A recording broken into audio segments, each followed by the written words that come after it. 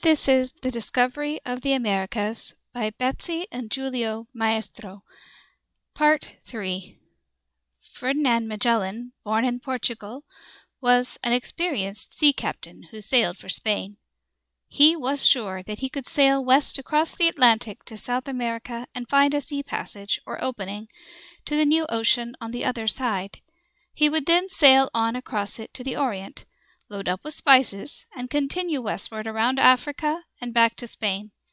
If Magellan could do this, he would be the first to sail around the world.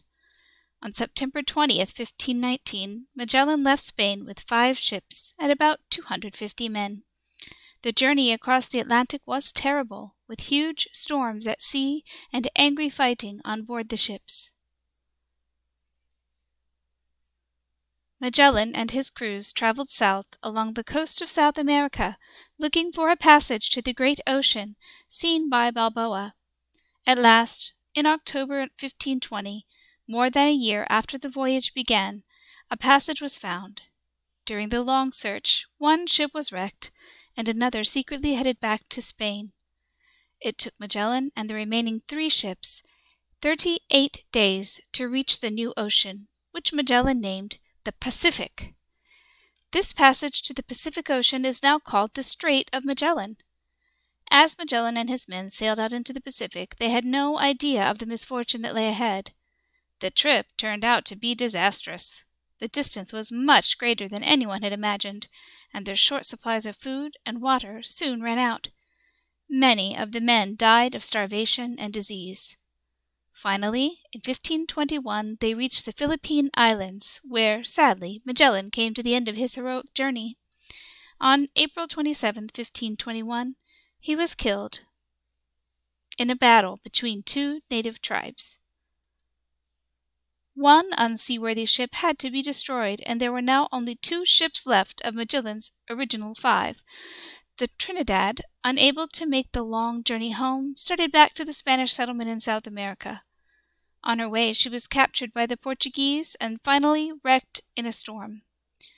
The Victoria, however, captained by Juan Sebastián del Cano, headed towards Spain by going west across the Indian Ocean and around Africa.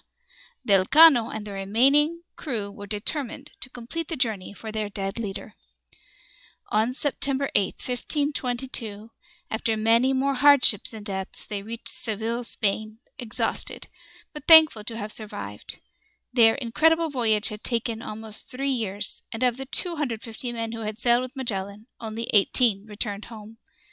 Magellan's idea had been right, and one of his ships completed the first round-the-world journey.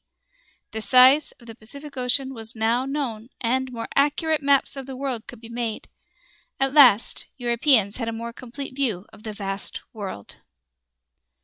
The door to the Americas was open and would never be closed again. Europe was eager to gather the riches and bounty that the New World offered. The newcomers had knowledge, skills, and materials not yet known in the New World. Some of what the Europeans brought was good, and at first seemed wonderful and fascinating to the Native Americans. But for them, life would never be the same. The Europeans brought diseases that killed many of the natives, and a strange new way of life they did not understand or accept. Many lost their lives, and most lost their freedom, their customs, and their pride. They could not fight the powerful weapons the Europeans brought with them. It was the dawn of a new time in the Americas, a time of exploration and change that would shape the future of these lands for centuries to come.